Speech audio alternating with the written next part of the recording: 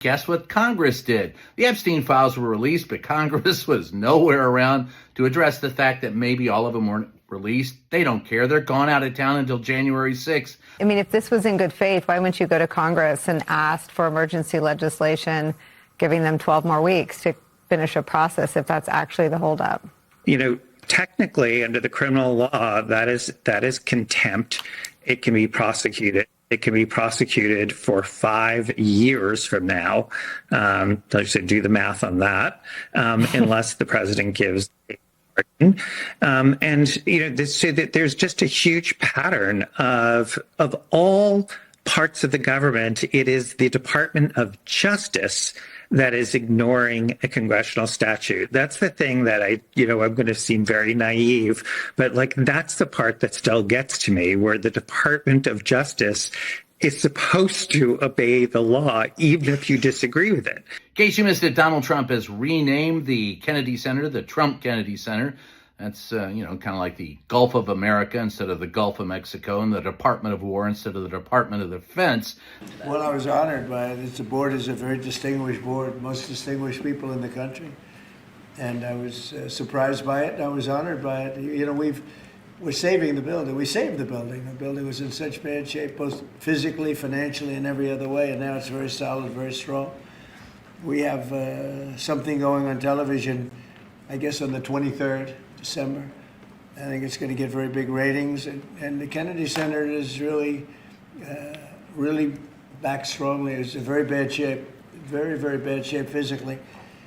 And we were also to get Congress to put up a lot of money and other people to put up a lot of money. We had a lot of donors come in for record-setting numbers, so we saved the Kennedy Center, and I was really, this was brought up by one of the very distinguished board members. No one thinks this is going to stick after Trump leaves office, if he ever does. But Trump says never fear, he is going to honor some Democrats. He's going to rename the San Andreas fault Biden's fault. And meanwhile, if you thought that the president was a lot of fun, guess what Congress did? The Epstein files were released, but Congress was nowhere around to address the fact that maybe all of them weren't released. They don't care. They're gone out of town until January 6th. Those who have free health care for life made sure they left town before giving us affordable health care.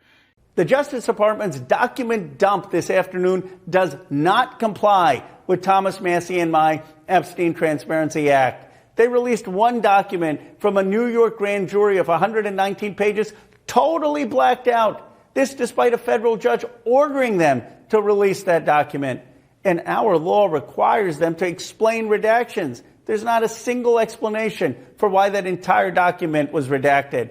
We have not seen the draft indictment that implicates other rich and powerful men who were on Epstein's rape island, who either watched the abuse of young girls or participated in the abuse of young girls and the sex trafficking. The reality is Pam Bondi has obfuscated for months. She first said there were no more documents to be seen. Now she's admitting and releasing hundreds of thousands of documents, but it is an incomplete release with too many redactions. Thomas Massie and I are exploring all options. It can be the impeachment of people at justice, inherent contempt, or referring for prosecution those who are obstructing justice. We will work with the survivors to demand the full release of these files, to demand justice for the Epstein class and accountability. You just got to love the American government. It's the present this holiday season that just keeps giving it to you. Happy holidays.